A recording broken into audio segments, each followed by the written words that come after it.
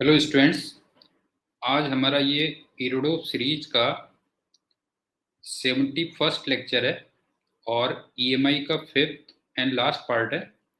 और इस वीडियो में हम लोग इरोडो की जो ओरिजिनल प्रॉब्लम नंबर्स हैं 4.66 और 4.95 टू 4.100 इन प्रॉब्लम्स को डिस्कस करेंगे। सबसे पहले हम चलते हैं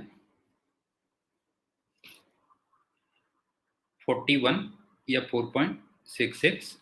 इसमें देखो क्या है, यहाँ पे ना एक इंडक्टर लगा हुआ है वर्टिकल प्लेन में। हाँ, ध्यान रखना ये है। और इस पे एक एल लेंथ और एम मास। वायर को आप फ्रीली छोड़ देते हो अंडर ग्रेविटी। इंडक्टर एल है और वायर की लेंथ एल है और मास एम है और इनिशियल वेलोसिटी 0 दे रखी है आपको। और तुम्हें मैग्नेटिक फील्ड ये दिया हुआ है, magnetic field perpendicular to plane of bars. तो तुम्हें वायर का एक्स टी इक्वेशन निकालनी है। आई थिंक समझ में आ गया होगा, फिगर में क्लियर है। तो देखो, ये x इक्वल टू 0 है, मान लो एक्स टी इक्वेशन निकालनी है, ध्यान रखना। और जब ये x इक्वल टू एक्स पे पहुंच गया, इस टाइम पे मान लो वेलोसिटी v आ गई। ये a है, ये b है, ये c है, ये d है और इसमें मान लो करंट I आ गई। तो सबसे पहली बात, v a b और v c d ये इक्वल होंगे। और v a b को हम लिख सकते हैं l into D I by D T.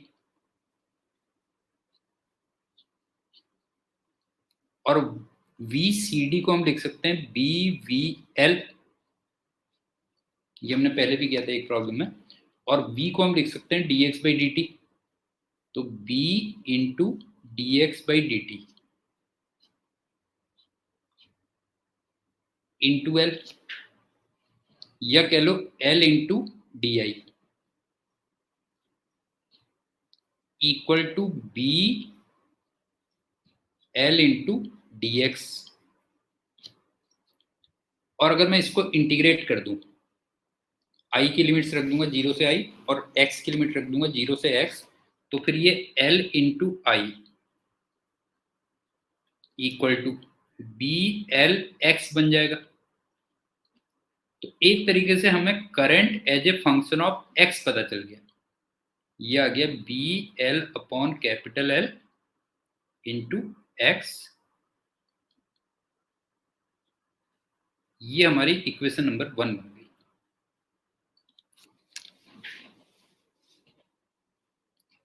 अब क्या है देखो, इस टाइम पे इस पे दो फोर्स लगेंगे, एम जी नीचे, और ऑब्वियस ही बात है मैग्नेटिक फोर्स तो अपोज ही करेगा, आई एल बी। ये ऊपर को लगेगा, क्यों? ये हो गया। तो इसका मतलब इस टाइम पे अगर देखेंगे तो नेट फोर्स कितना होगा, देखो नेट फोर्स होगा M G minus I L B. ये हो गया। और नेट फोर्स को हम लिख सकते हैं M into A equal to M G minus I की वैल्यू हो गई B L upon capital L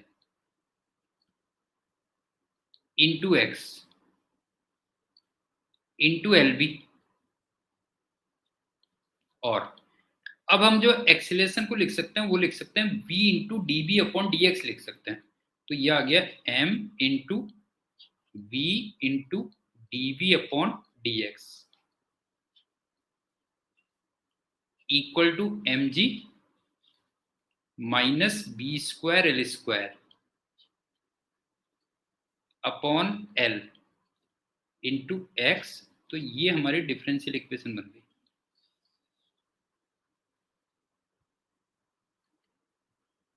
अब सिंपल सी बात है कि इसको मैं इंटीग्रेट अगर कर दूं,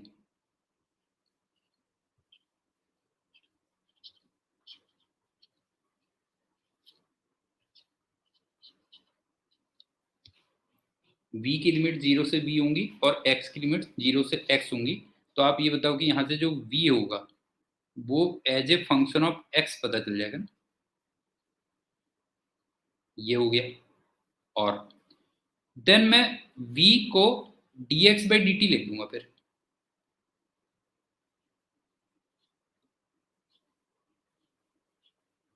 और फिर फर्दर इंटीग्रेट करूंगा।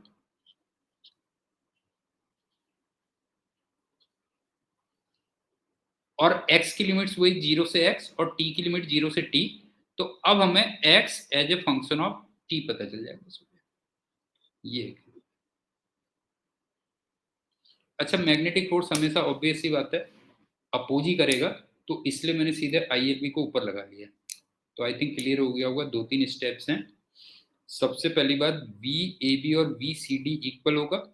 वी ए बी को हम लिख सकते हैं L D I by D T, और वी सी डी को हम लिख सकते हैं बी वी एल, और v को लिख सकते हैं D X upon D T. तो वहां से इंटीग्रेट करके हमें i as a function of x पता चल गया।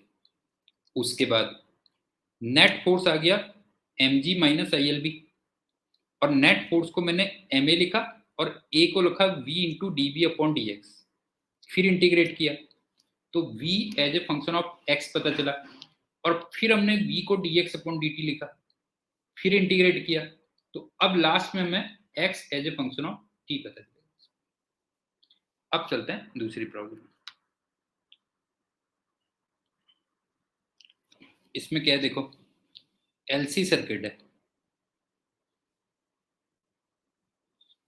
और कैपेसिटर को आप वीएम का पोटेंशियल डिफरेंस देके छोड़ देते हो, और किसी जनरल टाइम पे सर्किट में करंट आई है और वोल्टेज वी है, तो तुम्हें इनमें रिलेशन निकालना है, वी आई और वी एम, इनमें रिलेशन निकालना है। और दो तरीके से, एक तो ओम्स लॉ अप्लाई करके और एक एनर्जी कंजर्वेशन से। सिंपल एलसी सर्किट का प्रॉब्लम है, ध्यान रखना। आपने कैपेसिटर को वीएम का पोटेंशियल डिफरेंस दे दिया और किसी जनरल टाइम पे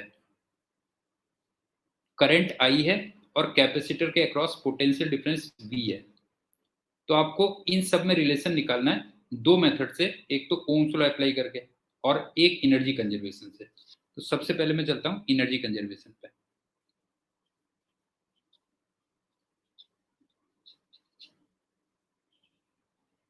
तो ये मेरे ख्याल से तुमने किया भी होगा ना, जो टोटल एनर्जी तुमने दी थी वो half C V M square, इतनी एनर्जी दी थी। और किसी इंटरमीडिएट पोजीशन में कितनी एनर्जी है, हाफ सी वी स्क्वायर, ये तो इलेक्ट्रिक फील्ड में, plus half L I square, ये मैग्नेटिक फील्ड में। तो बस हो गया, यहां से तुम्हारा रिलेशन निकल गया। ये कह लो, इसको सिंप्लीफाई करोगे तो इस टाइप का रिलेशन आ जाएगा। हाफ तो कैंसिल ही हो गया, देखो नहीं है, हाफ तो हो गया कैंसिल, और फिर सी से डिवाइड कर दिया, देखो सी से डिवाइड कर दिया है, तो वी एम का जो स्क्वायर आ रहा है वो आ रहा है V square plus I square L upon C. ये तो एनर्जी लॉस से आ गया। अब चलते हैं ओम्स लॉ से।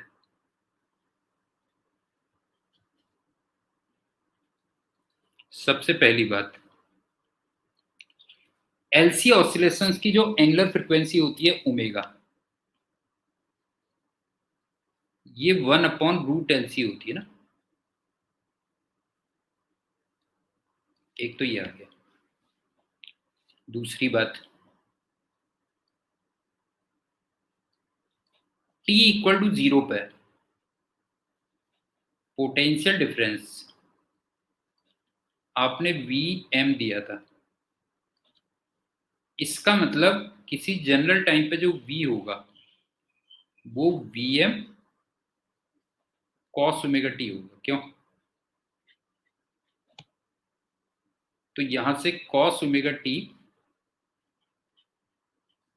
ये v अपॉन वी एम निकल के आ जाएगा। इसको मैं लिख लेता हूं इक्वेशन 1। तीसरा कंसेप्ट,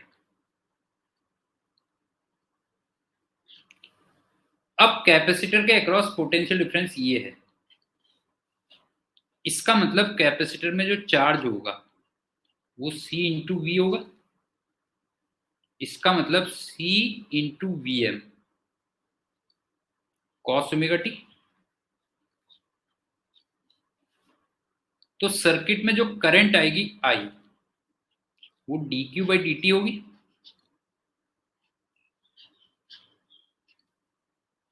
इसका मतलब minus omega C B M sine omega T.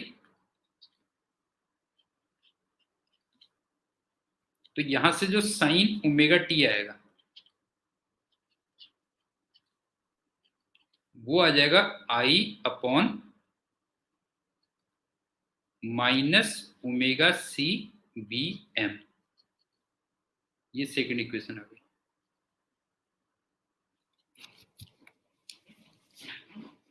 अब इक्वेशन 1 और 2 को अगर हम स्क्वायर और ऐड कर दें तो फिर रिलेशन आ जाएगा, बस हो गया। आप देखो ना, इक्वेशन 1 एंड 2 को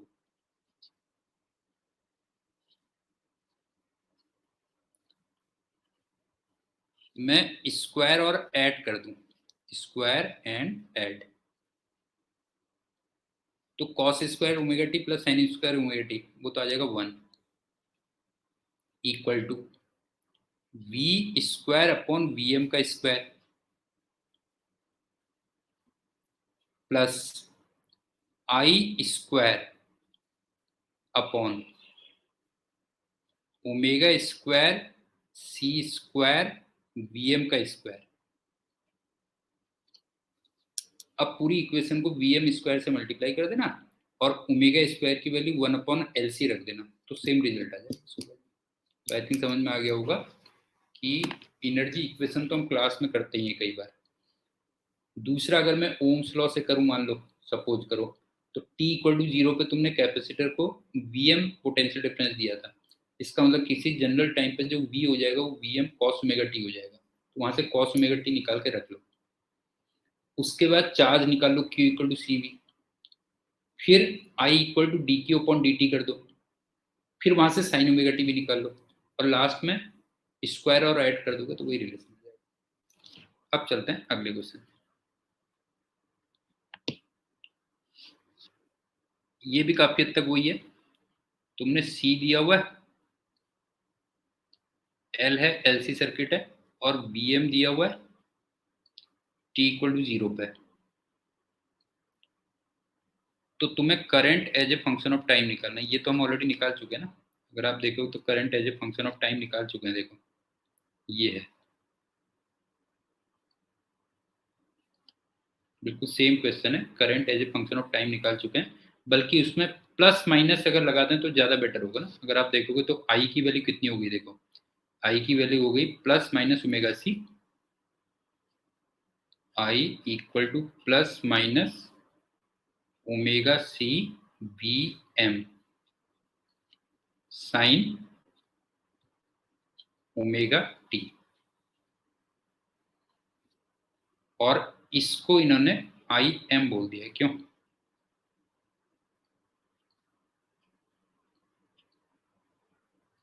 तो इसका मतलब I equal to plus minus I am sine omega T, ये हो गया।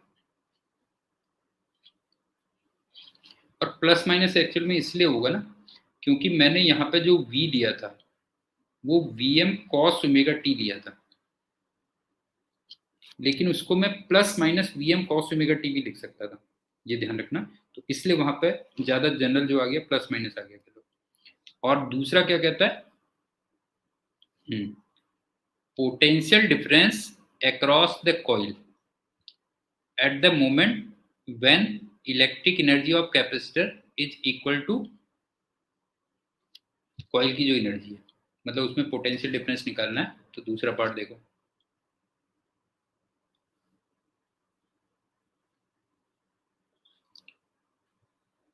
आप ये देखो कि यू एल और यू ई कैपेसिटर कह लो, ये इक्वल दिए हुए, और ऑब्वियस सी बात है ये यू टोटल अपॉन 2 रहे होंगे ना फिर इसमें। क्वेश्चन देख लो अच्छी तरीके से क्या है, तुमसे कह रहा है कि कैपेसिटर के अक्रॉस पोटेंशियल डिफरेंस कितना होगा, ठीक है ना। कैपेसिटर के अक्रॉस पोटेंशियल डिफरेंस कितना होगा जिसमें दोनों में एनर्जी इक्वल है। तो ऑब्वियस सी बात है वो टोटल एनर्जी की क्या होगा उसके। अच्छा, बी का आंसर यहाँ पे दिया नहीं है बेटा, जो है ध्यान रखना, बी का आंसर यहाँ पे दिया नहीं है। तो देखो अब यू सी कितना होगा, हाफ सी वी सी का स्क्वायर, और यू टोटल कितना था देखो, हाफ सी वी एम का स्क्वायर बाई 2। हाफ सी तो हो गया कैंसिल, तो इसका मतलब जो वी सी हुआ वो वी एम अपॉन रूट 2 आ गया। क्यों, वी एम अपॉन रूट 2 आ गया। लेकिन एलसी ऑसिलेशंस में तुम अगर देखोगे तो ये दोनों के दोनों पैरेलल में आते हैं ना, अगर आप देखोगे तो ये दोनों पैरेलल में आते हैं। तो इसका मतलब जो भी वीसी है वही एक्चुअल में वी एल भी है। तो ये आंसर हो जाएगा, बस बी पार्ट का आंसर ये हो जाएगा।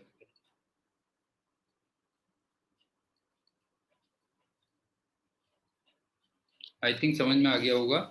हमें कैपेसिटर के अक्रॉस पोटेंशियल डिफरेंस निकालना है उस टाइम पे जब इंडक्टर और कैपेसिटर में इक्वल एनर्जी है, तो इसका मतलब टोटल एनर्जी की हाफ है कैलोरी।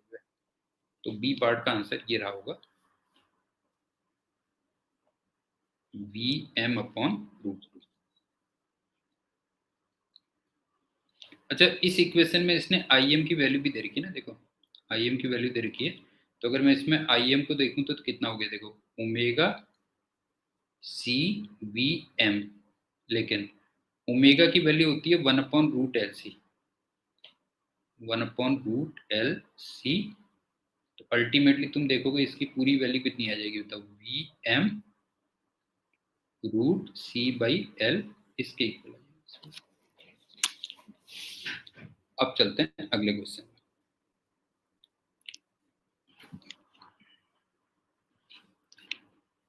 वही ऑसिलेटिंग सर्किट है, सब कुछ तुम्हें जो है वही दिया हुआ है,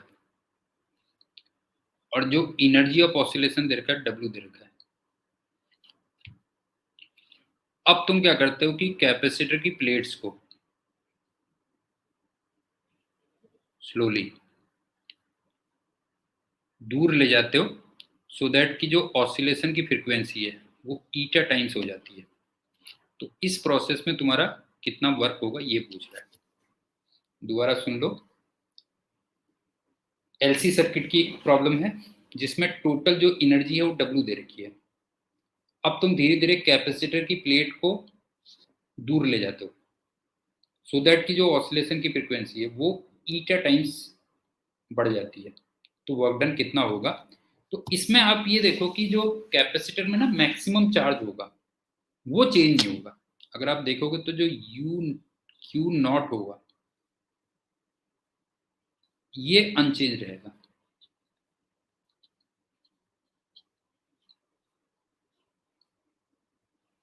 एलसी ऑसिलेशंस में अगर आप कैपेसिटर की प्लेट्स के बीच की डिस्टेंस को बढ़ाओगे तो क्या चीज फिक्स रहेगी, बताओ, जो मैक्सिमम चार्ज क्यू नॉट है मान लो वो फिक्स रहेगा।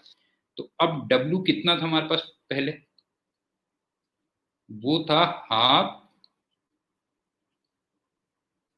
क्यू नॉट का स्क्वायर अपॉन सी। ये तो फर्स्ट इक्वेशन हो गई।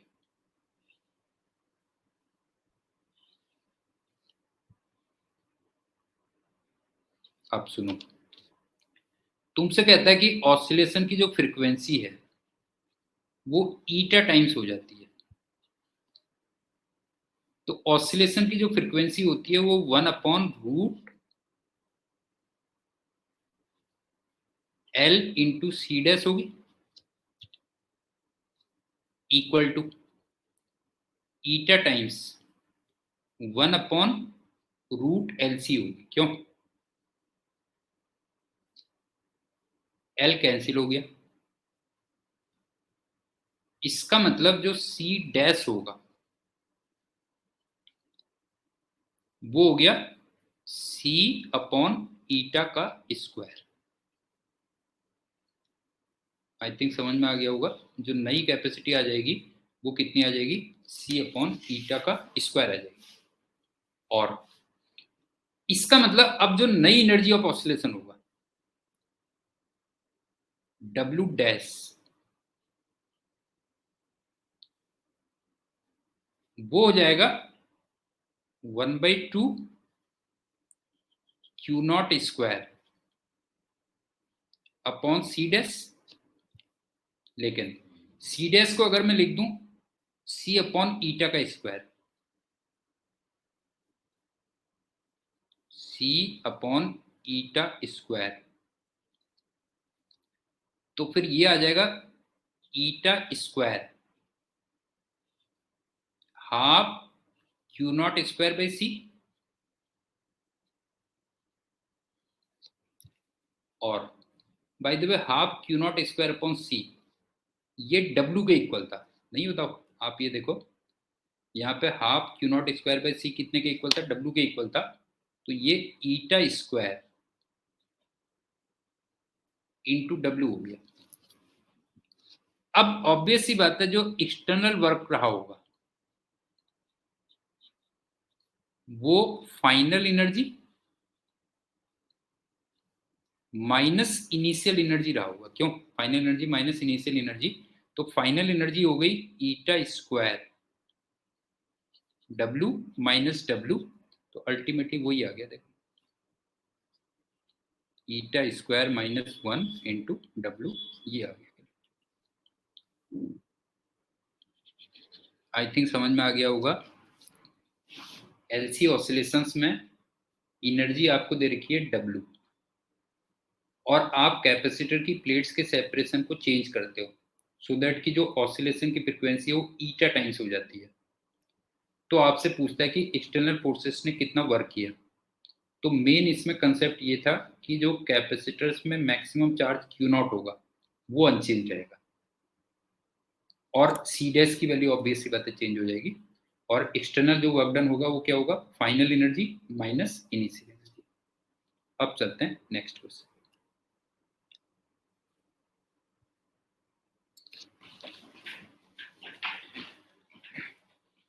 इसमें तुम्हें इंडक्टर ये दिया हुआ है, C1 ये दिया हुआ है, C2 ये दिया हुआ है, और कैपेसिटर्स को इतने मैक्सिमम पोटेंशियल डिफरेंस से आप चार्ज करते हो। तो एक तो तुम्हें टाइम पीरियड ऑफ ऑसिलेशन निकालना है। तो देखो, पहली बात तो जो टाइम पीरियड ऑफ ऑसिलेशन होगा वो 2 पाई अपॉन ओमेगा होगा, और ओमेगा को मैं 1/√LC लिख सकता हूं। क्यों? तो 2 पाई अपॉन 1/√LC, तो इसका मतलब 2 पाई√LC ये हो गया।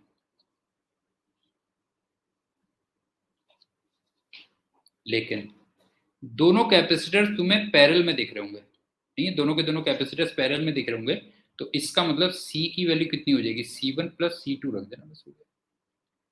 इसके बाद वैल्यू सब्स्टिट्यूट कर देना तो तुम्हारा टाइम पीरियड निकल के आ जाएगा। ये तो ये आ गया। उसके बाद peak value of current flowing through the coil, ये भी सिंपल है। अगर मैं टोटल एनर्जी की बात करूं तो मैं उसको चाहता तो ये भी लिख सकता था हाफ C Vm का स्क्वायर, और या मैं उसको ये भी लिख सकता था हाफ L I की मैक्सिमम वैल्यू का स्क्वायर।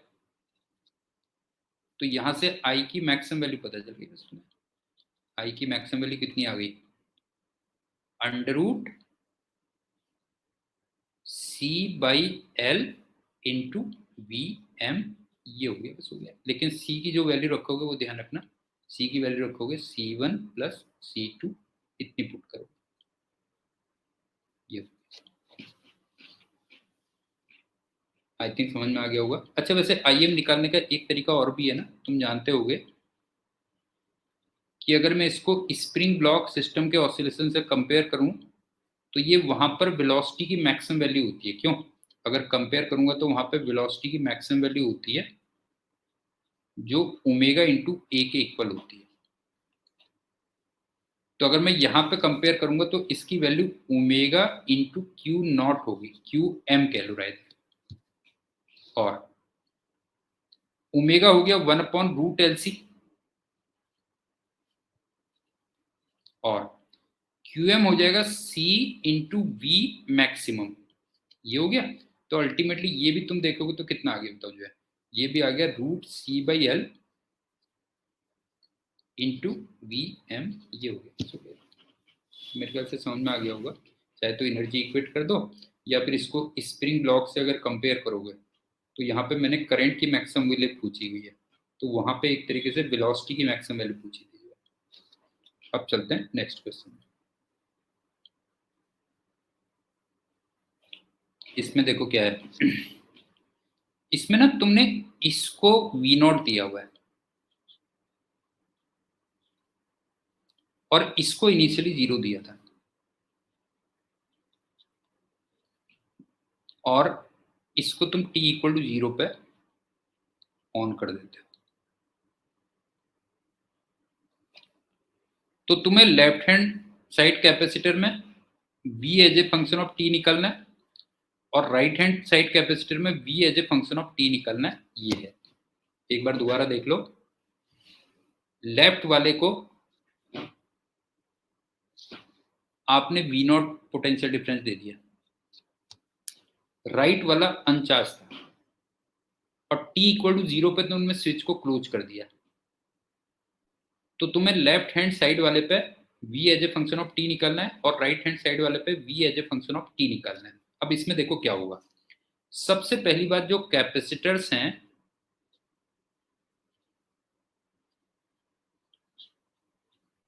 वो सीरीज में होंगे।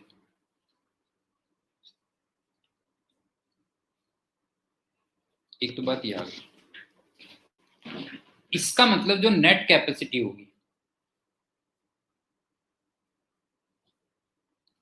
वो C/2 के इक्वल होगी। तो जो ऑसिलेशंस की फ्रीक्वेंसी होगी वो 1/√LC होता, C नेट कह लो, और C नेट को आप C/2 लिख लोगे, ये कह लो। एक तो बात ये आ गई, ठीक है। दूसरी बात सुनो, अगर मान लो कैप इंडक्टर नहीं आया होता, आप देखो ना, अगर इंडक्टर नहीं आया होता तो फिर इस पे भी पोटेंशियल डिफरेंस V0 और इस पे भी पोटेंशियल डिफरेंस V0 आ जाता। दोबारा सुन लो बेटा, अगर इंडक्टर नहीं आता तो फिर क्या होता बताओ मुझे। तो फिर V0/2 और V0/2 इतना पोटेंशियल डिफरेंस आता। वो कैसे, देखो आप ये बताओ कि इस केस में अगर इंडक्टर नहीं आता, ध्यान रखना इंडक्टर नहीं आता, तो फिर जो कैपेसिटर्स रहे होते, तब जो कैपेसिटर्स रहे होते वो पैरेलल में होते।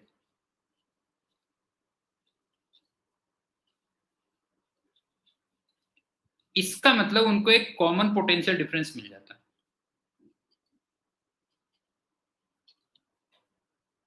और वो कॉमन पोटेंशियल डिफरेंस कितना होता है, Q total upon C total. और Q टोटल कितना होता, तुमने C इंटू वी नॉट, ये लेफ्ट हैंड साइड वाले को इतना चार्ज दिया, राइट हैंड साइड वाले को नहीं दिया, और टोटल कैपेसिटी हो गई 2C। इसका मतलब वी नॉट बाई 2 रहा होता।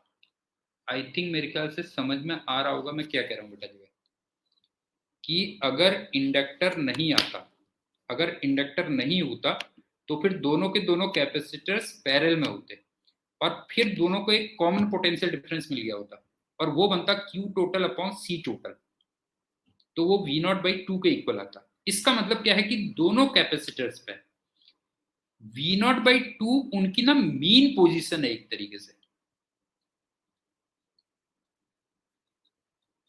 दोनों कैपेसिटर्स में जो पोटेंशियल डिफरेंस है उसकी जो मीन वैल्यू है वो क्या है, V नॉट बाई 2 है। अब सुनो, राइट हैंड साइड वाला देखो, लेफ्ट हैंड साइड वाला देख लेते हैं पहले। लेफ्ट हैंड साइड वाले की जो मीन पोजीशन है वो V नॉट बाई 2 है, लेकिन t इक्वल टू 0 पे उस पे जो पोटेंशियल डिफरेंस था वो V नॉट था। इसका मतलब इसका ग्राफ कैसे बनेगा, ध्यान से देखना बेटा। ये तो हो गई मीन पोजीशन, ये V लेफ्ट हैंड साइड हो गया वर्सेस t, ये इसकी mean position V not by 2 आ गई और इसकी जो मैक्सिमम वैल्यू आनी है वो V नॉट है। लेकिन t इक्वल टू 0 पे मैंने तुमसे कहा कि V नॉट से स्टार्ट हो रहा है, तो ये ऐसे हो गया,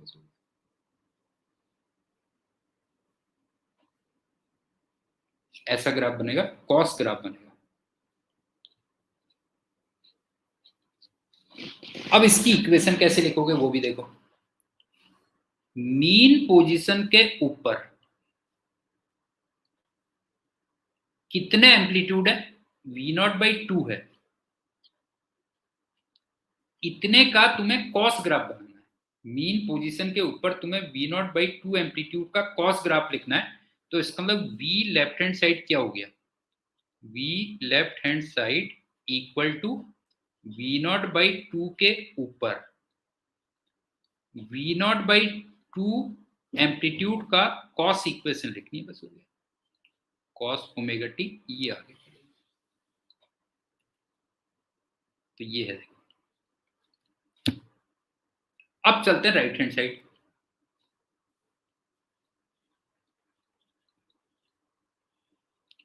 राइट हैंड साइड की जो मीन पोजीशन है वो भी V नॉट बाई 2 है, लेकिन t इक्वल टू 0 पे उस पे 0 चार्ज था। इसका मतलब अगर मैं V right hand side versus t बनाऊं, V right hand side versus t drop करूं, तो इसकी मीन पोजीशन भी V नॉट बाई 2 पे थी, लेकिन 0 टाइम पे 0 से स्टार्ट हो रहा है, तो इसका मतलब जो एम्पलीट्यूड बना इसका भी V नॉट बाई 2 बना। तो ये ऊपर ये भी कहां तक जाएगा, तो ये V नॉट तक जाएगा, लेकिन अब के ऐसा ग्राफ बनेगा। तो माइनस कॉस ग्राफ बनेगा। इसका मतलब V नॉट बाई 2 के ऊपर V नॉट बाई 2 के एम्पलीट्यूड का माइनस कॉस ग्राफ बनेगा। तो V राइट हैंड साइड कितना हो गया, V राइट हैंड साइड अगर देखोगे तो ये हो जाएगा V नॉट बाई 2 के ऊपर V नॉट बाई 2 एम्पलीट्यूड का माइनस कॉस ग्राफ बनेगा, ये कह लो, ये इक्वेशन ये आ गई। अच्छा, दोनों इक्वेशंस में तुम t को 0 पुट करके देखो, दोनों इक्वेशंस में अगर t को 0 पुट करके देखोगे तो जो v लेफ्ट हैंड साइड आ रहा है वो V नॉट आ रहा है और जो v राइट हैंड साइड आ रहा है वो 0 है, और हमारी स्टार्टिंग में यही वैल्यूज थी। तो इसमें देखो इंटरेस्टिंग पॉइंट है बहुत बेटा, जो है एलसी ऑसिलेशंस के लिए जो दोनों कैपेसिटर हैं वो तो सीरीज में है एलसी ऑसिलेशंस के लिए, लेकिन अगर इंडक्टर नहीं रहा होता तो फिर जो दोनों कैपेसिटर्स होते वो पैरेलल में आते, उस केस में पैरेलल में आते और उनको एक कॉमन पोटेंशियल डिफरेंस मिल जाता V नॉट बाई 2, और वो हमने निकाला Q total upon C total से। ये कह रहे थे। अब चलते हैं लास्ट क्वेश्चन। अगेन वही एलसी ऑसिलेशंस का है। मैग्नेटिक फील्ड में रखा था, ध्यान से देखना बेटा जो है, और इंडक्टर से जो टोटल फ्लक्स पास हो रहा था ना, फाई हो रहा था। अब t इक्वल टू 0 पे तुमने मैग्नेटिक फील्ड ऑफ कर दिया, ठीक है, मैग्नेटिक फील्ड ऑफ कर दिया, तो तुम्हें current as a function of time निकालना है।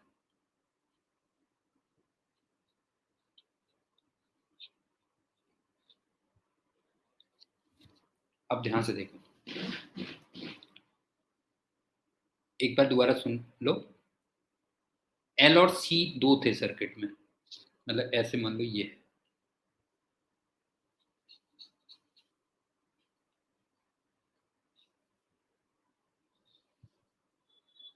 और ये कहीं मैग्नेटिक फील्ड में रखा हुआ था, और इसमें जो टोटल फ्लक्स था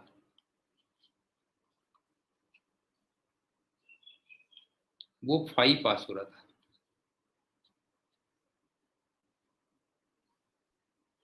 और तुमने t इक्वल टू 0 पे मैग्नेटिक फील्ड को ऑफ कर दिया।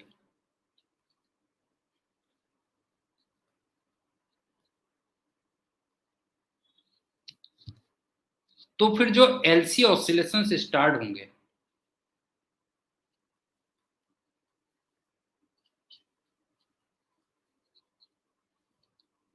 उसका I as a function of time equation निकालनी है, क्या होगी। क्वेश्चन अच्छी तरीके से देख लेना। एलसी ऑसिलेशंस थे, मैग्नेटिक फील्ड में रखा हुआ था, इंडक्टर एक तरीके से मैग्नेटिक फील्ड में रखा था जिसमें टोटल फ्लक्स फाई पास हो रहा था, और t इक्वल टू 0 पे तुमने मैग्नेटिक फील्ड को ऑफ कर दिया, तो उसमें एक एलसी ऑसिलेशन स्टार्ट हो जाएंगे। तो उसका current as a function of time निकालना कि क्या होगा। अब इसमें देखो एक कैच पॉइंट ये होता है कि एल की तुमने वैल्यू पढ़ी होगी, वो होती है total flux, total flux per unit current.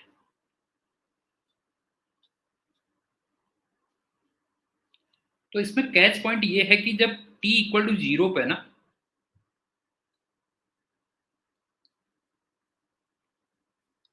आप मैग्नेटिक फील्ड को ऑफ करोगे,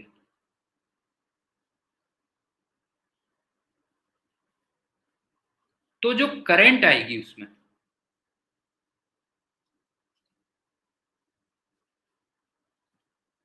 वो टोटल फ्लक्स अपॉन एल आ जाएगी।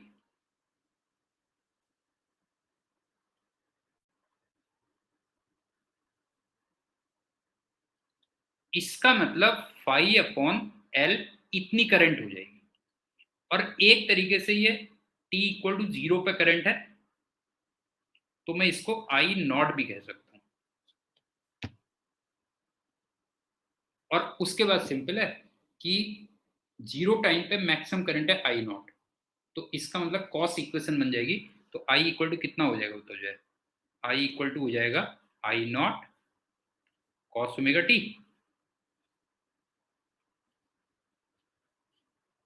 और आई नॉट मैंने तुम्हें बताया फ्लक्स अपॉन एल हो जाएगा, और ओमेगा की वैल्यू हो जाएगी 1/√LC। ये हो गया, यही आंसर है।